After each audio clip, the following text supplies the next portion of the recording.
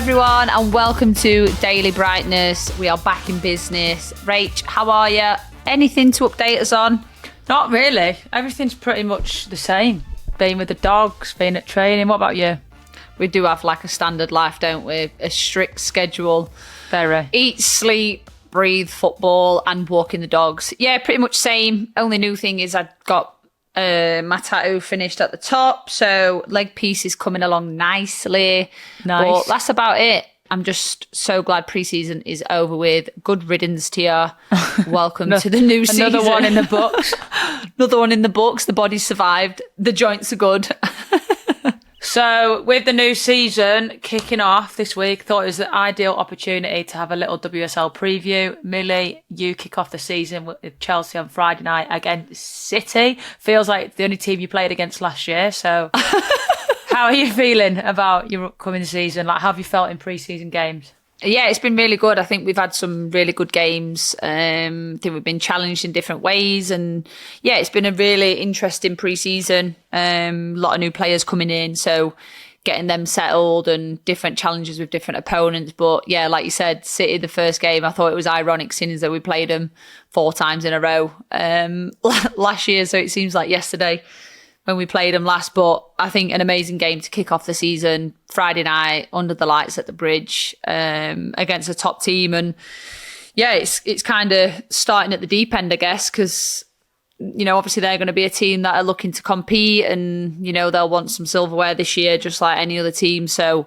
I think definitely one that we've got to be aware of. But everyone's raring to go. It's been a long pre-season. So how do you make sure you know the motivation and your standards remain so high at Chelsea because you just keep winning every year? What is the messaging in pre-season to is it just continue where we left off? We want to do better than what we did last year, which I know some people are like, but you won the treble. Obviously, we didn't win the Champions League, and I don't think we shy away from saying that we're here to win everything. Anything that we compete for, we want to win. I think it's part and parcel of being a Chelsea player and kind of the DNA at the club. It's to have that mentality. But I think for us, it's just to always be better. And having been at the club 11 years now, I've never felt any season where I'm like, oh, it's dropped off a little bit. I don't really feel challenged. Don't really feel like I'm pushing myself, or do you know what I mean? I've never felt like it's gone stale. I feel like it's like that itch where you've got to win. You've got to win. You've got to win. And it's like, if you don't, I'd be the biggest sore loser ever. But it's kind of like installed in us now to want to win, whether it's training, games, and obviously for us, we want to go and do even better this season. So yeah, we want to do the treble again, but we want the Champions League on top of that. And we want to, have the best performances and be the team that everyone's looking at. And naturally everyone wants to win silverware, but yeah, it's kind of like that annoying little thing in your head now where you're like win, do whatever it takes, and just keep adding to the legacy. I think that's the biggest thing for me. Yeah, I think it's obviously added pressure every year because you just are so successful, and that's obviously the DNA in the club and the culture that you have. But I think especially you being captain, it's probably added pressure as well for you, keeping those standards high, making sure everyone's on top of the game. But yeah, talk us through your new faces. How are they settling in? Ellie Carpenter. They've been amazing. It's like they've been here for ages. And I always say that we're always so blessed with the people that we sign, because ultimately you sign the person before the player. And they're all amazing characters. I think they all had summers. I was really impressed with Liv at the Euros. I thought she was class and a really exciting signing for us, and gives great competition in there with Han. So I think that's needed as well. And I think she's like I said, she's come in and just got straight in.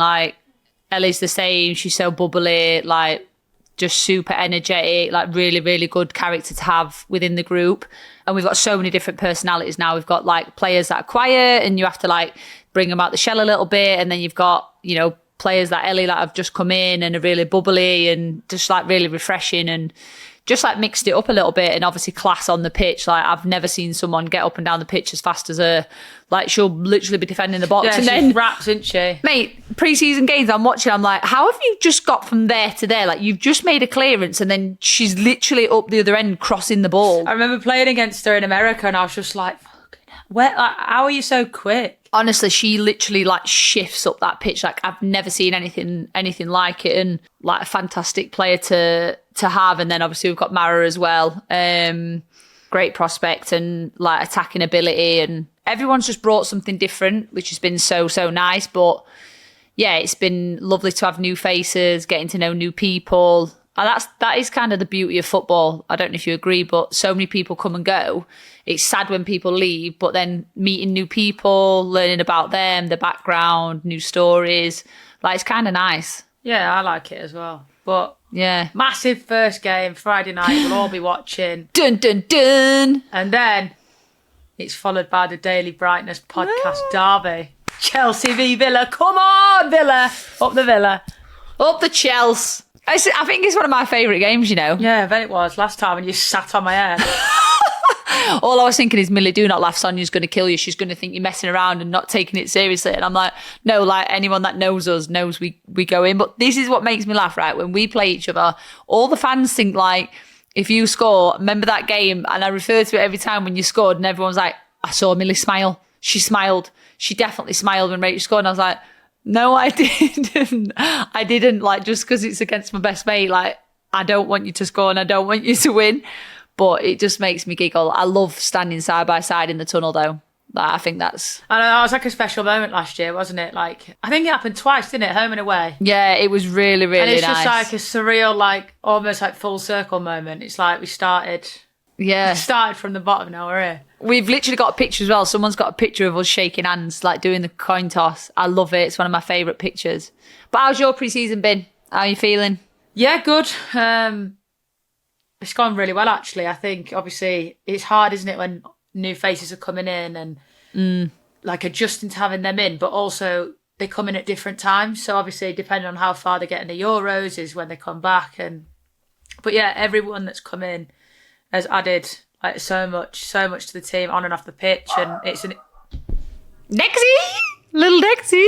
She's back from a walk. But yeah, I think everyone's added something different. Like we lost a lot of good players and really good people last year, so replacing them was going to be hard. And like you say, you never replace them, but they've come in and brought their energy, and it's really added to us both on and off the pitch. So it's exciting for sure. Have you set yourself any targets? Obviously, I know strikers like to set goals and stuff like that, but what are your targets for this season? Beat Chelsea. No, I'm joking. Score a hat-trick against Chelsea.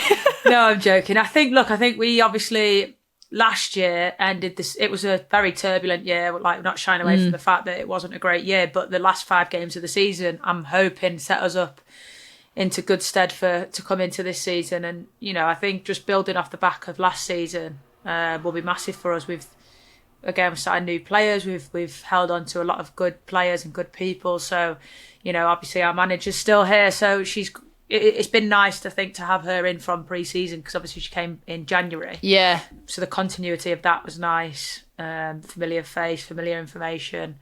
But yeah, I think we're all really excited now. I think the same as you. It's just thank God pre-season's over. Thank God. How's our little Ellie Roebuck? We've got to give her a mention. Our little kid. Gem. Yeah, she's ledge. Obviously, really, really tough few years for her. Yeah.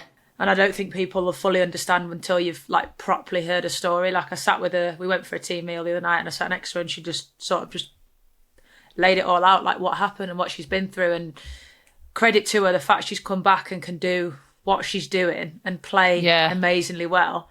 You know, she's one of the nicest people ever, and it's great to have she really her back into a place that she's loving football again. And I think just for her is to just get back to that, and like knowing that her health's okay. And yeah, she's lucky enough to sit next to me in the changing rooms every day, so she's reunited with a familiar Yorkshireman. So, but yeah, she's class. I love Ellie. I've not got a bad word to say about Ellie at all, and just really happy for her. She's literally the best human. Yeah, I'm just really happy for her to be back and healthy and enjoying her life, and that's what it's all about, isn't it? So yeah, definitely really happy to have her back and in England and as a teammate again. Oh, I'm buzzing for her. Just before we go on to speaking about your first game, which is Brighton, I think just that in itself is a strong message for everyone on the outside that not everything is rosy and sunshine. And although our poker faces might be amazing at times, people go through shit on a daily basis, and we still get up, we still train, we still put our bodies through hell. And yeah, I think it just highlights yet again that we are humans and we do go through rough patches. And for her to be able to come out the other end and be back playing now, and like you said, finding a love again for the sport, I think is amazing. But I think there's such a strong message there for everyone to be aware of again, because I think it's becoming more and more like when the pressure's coming higher, you've got your personal things, your health. I think, players are starting to experience more and more and maybe been a little bit more open about it. So, but anyway, buzzing for her, so happy. Brighton, first game, how's the team? Yeah, I think obviously Brighton's never an easy game. We ended with them my last game of last season, so starting with them at the start of this one is always exciting. The first game, obviously it's away, not at home, so you always want to be at home on your first game of the season. But no, I think Brighton are a great side. Lost a few players but gained a few players. They've obviously got Agony Aunt back in there on loan, which is great for them.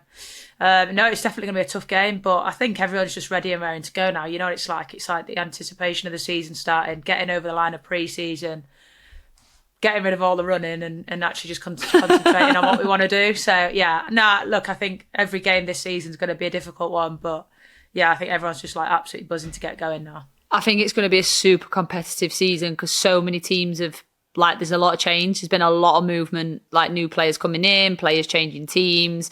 I think I love it when that happens because it makes it interesting. The teams that you played last year are not the same. It's completely different. Well, I think that's exactly what it's going to feel like with London City going on to them. I think obviously they are the new kids on the block and they've made some big signings this summer, and they're obviously, statement signings. They're sending messages to the rest of the league that they're not to be messed with, and they're not. I seen Aslani, did you see her quote earlier? She was, I can't remember the question that she got asked, but it was just the ambition basically. And it was to not be a mid-table team. They'll see a successful season as being top 4. So I think, like you said, along with the statement signings, the mentality of that team is not just to come up and compete, but it's to be a top 4, which I love that. I rate it so much. And I think when you're coming up, that's what you have to do. You have to not just come up and survive. It's to compete and challenge, and setting the ambitions that high I don't see anything wrong with that. I agree. I like that mentality, but also do you think it puts a bit of a pressured target on their back? It's hard to 100%. No matter how many signings you've made this summer, no matter what you've done, coming up from the lower league is not easy, and it's been proven in the last few years. Most teams, we've got to now make sure all those signings play well together. That's another thing. Exactly. They've got to gel. They've got 11 new arrivals this summer. First time in the WSL top flight. Yeah, that's a difficult thing to deal with. A lot of different personalities, a lot of new faces, a lot of think about the players that were there last year. They've got a whole new team. Literally, it's not easy, but I think they have. I like the statements that they're sending out. I like that they're positive, and they do want to finish on the top 4, and I think that's a great mentality to have. But I do think that it's a tough old league. It's a big challenge coming up. Yeah. Whew. And also what I was just going to say is, on the flip side, we're talking about top international, Aslani's a top international player. So it's hard for them not to have that ambition. It's hard for them not to be we want to be top 4, because their level is that's their mentality, isn't it? It's in their DNA. Do you know what I mean? They're used to playing there, so it's a hard one. So I'm sure they've got a lot of experience. They've got the likes of Katie Zellum, Alana Kennedy, Nikita Paris, Aslani. So I think they do have that international experience as well to maybe manage that expectation. And yeah, I mean, I'd love to see them come and do well, because I think they'd be the first team to come up and not just survive in the league, but actually. So, I mean, we'll see, but it is a very, very tough league. So, like you said, big statements, but we want big mentality. That's what we want. Now, before we go to a short break, while we've been on the topic of transfers and building up to the new season, you might remember that last week we spoke about the famous Soccerdonna, the social media account. That's brilliant on all the transfers, never seem to get it wrong. News and statistics around the women's game. I need to know who this is. Well, we've actually been in touch with Soccerdonna over the last few days, and they sent us a message explaining how it all works, and they even have a question of their own for us. Hi Millie, hi Rachel. This is Laura from Soccerdonna. Hope you guys are doing well. So Soccerdonna is a subsidiary of Transfermarkt who are focusing on men's football. And about 15 years ago, they decided they want to launch a page dedicated to women's football. Transfermarkt has always been focusing on deals and rumors and statistics. So naturally, as a subsidiary, we would take that over because it's basically one company. 15 years ago, when Soccerdonna was created, the reception wasn't really good because the interest wasn't there yet. We've seen a spike in interest around 2017. That's when people started to engage with us and follow us more. We want to create a visibility that the sport deserves, and we want to give the sport, the players, the clubs, the media attention they deserve. And my question for you guys is, how do players feel like when there's a rumor circulating on social media while there are still talks with the new club? So when they realize people have found out about their move, how do players feel about that? It depends where the rumour comes from. Like, obviously there's a lot of talk, there's a lot of discussions around it, a lot with rumours everywhere flying about, but I think the reliability of the source is the most important thing, which obviously Soccer Not Donna has always seemed to pull through with a lot of very accurate rumours and transfers. So I'd love to know the stat of how many correct and how many wrong, because I don't think I've seen many that have been wrong. Equally, I'd love to know how they know. How? Yeah, sorry. I know that's something that we'll never find out. But no, I think it's good though. I think it does create that sort of visibility like that she was talking about. Like, it's nice to see it sometimes, because although sometimes I'm a bit wary of like the money, you know, it'll be like Millie Bright worth, and you're like, how have you worked that out? Where have you got that from?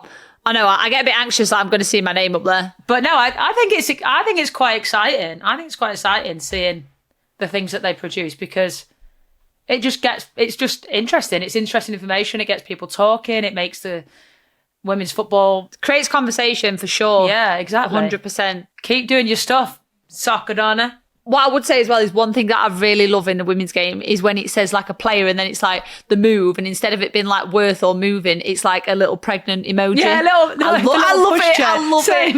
I'm like, oh, where's she going? No, she's pregnant. I love it. No, she's pregnant. I absolutely love it. I just think like it's such like a change in like mentality that is such a normal thing now in the women's game. And like, I don't know, it just makes me smile when I see it. I'm like, oh, I love that. Too. That's so sweet. I was just thinking about that, and that's funny. But yeah, thank you for that input, Soccerdonna. We appreciate you, and keep up all the good work. But if you could just let us know where you actually get your info from, that would be great. Thank you. And why your name's not Donna. Change your name. Right, well, that's it for the first half. We will be back in a moment. BRB. Welcome back to the Rest is Football Daily Brightness. We've been chatting about all things WSL in the first half, but for the second half, we're going to answer one of the listeners' Agony Aunt emails. Do you want to read it, Mil? Here we go. Yes. Hey, Millie and Rach, I watched your last episode and something you said about loneliness as a footballer really struck a chord with me.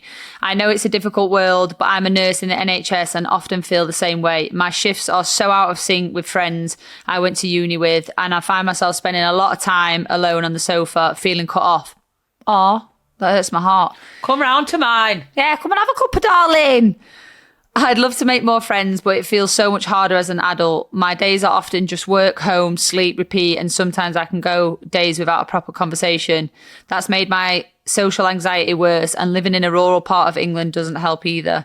Do you have any advice on making friends as an adult, or even just some wise words on dealing with that sense of isolation? Social media makes it look like everyone else has these full buzzing lives with their friends and family, but I don't think that's always the reality. Agreed. I really admire your friendship and the way you show up for each other. Your podcast honestly feels like a lifeline at times, like having a group of friends in the room with me. Oh my God, my heart. Same. What the hell? Thank you so much for that, and please keep it going. Best wishes, Chloe. I've actually got goosebumps everywhere on my body. Well, first of all, Chloe, thank you so much for sending that in, because I'm sure that wasn't easy. Second of all, it isn't easy to make friends in this world as an adult when you work a full-time job. Absolutely it's not. So difficult. Like, we live in a world where we have our teammates, we have, you know, they're almost your home away from home, they become your family. But I think for me, it is so important to have friends outside of work because you need an escape. Like when I first moved to where I live now, my first priority was I want to go to the local pub. Like I want to like just meet new people just because I found it hard. And I know you'll do the same, Millie, like trusting people's intentions when you're in the limelight or you're in the spotlight. Yeah, like why do you want to know me? What do you want? That's exactly my point. I go, what do you want from me? What do you want from me? And I've had to like really let my guard down in order to let people in because you're the same as me. Like it's really hard to trust people. It's really hard to let them in. It's really hard to understand their intentions. But as difficult as it was, like I went to the pub and had Cokes. Like I went to the pub and had a walk. Like, do you know what I mean? Like I didn't go to get hammered. Like I'm an athlete. And there was often socialise times where people would frown upon me being in the pub. And I'm like, you know what? No, like I grew up in an environment where it was very pub culture related. And that's how you made friends. And that's where some of my best friends have come from. And it wasn't easy. Like when I got home from training, I was like, oh, what? I just want to sit on the sofa. But you do become a part of like isolation, and it's so easy to fall into that trap. Creature of habit.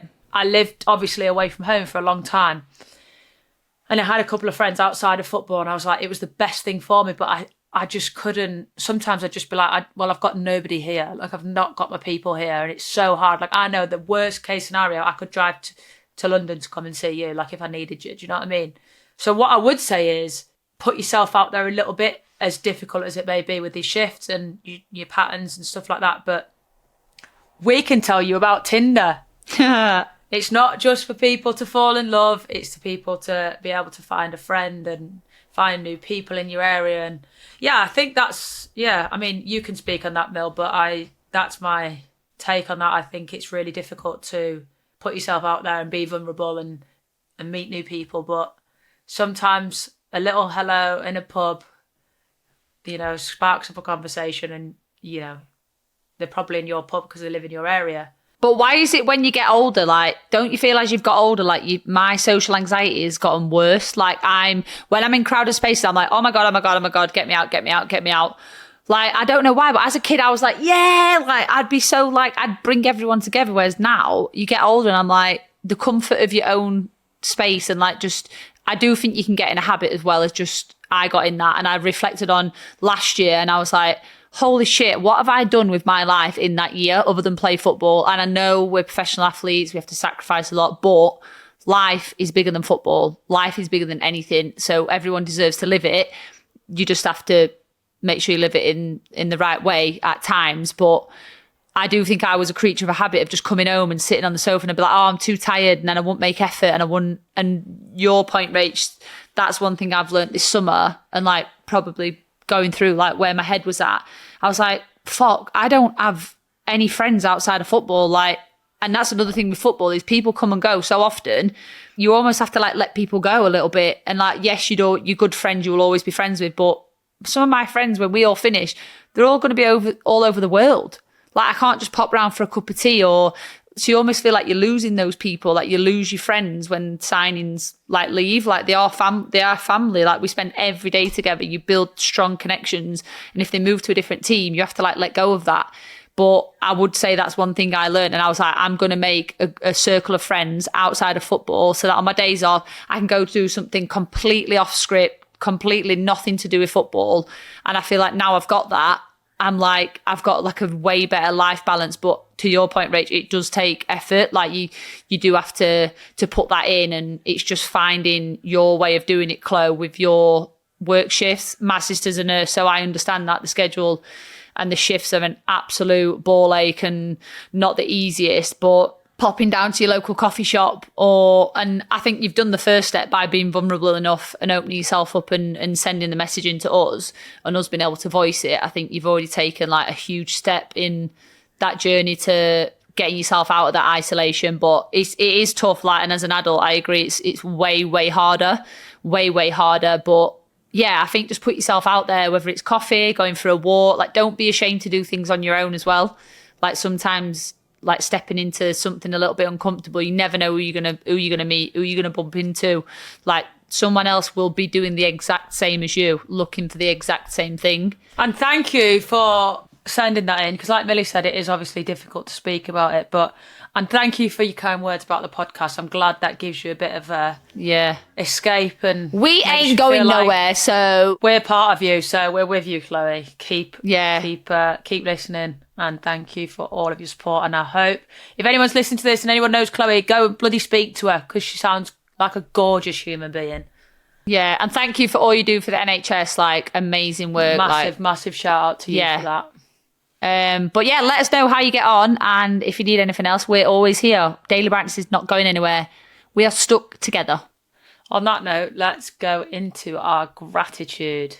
My first one, actually, just off the cuff, is that message from Chloe, because I think it's just a reminder that by not knowing anyone, like by not having a connection, and us being like, we're strangers to Chloe, like she's a stranger to us, yet what she said has like made our day, and that's definitely made me smile. And if we can help her, you don't necessarily need to know each other and have a connection to help one another. So I just think it's just a lesson in life that little things go a long way and make a big difference, and hopefully we've made her feel a little bit less lonely. But yeah, my first one, I'm grateful for that. I'm grateful for kind words. We're always looking for new friends, aren't we, bestie? Always.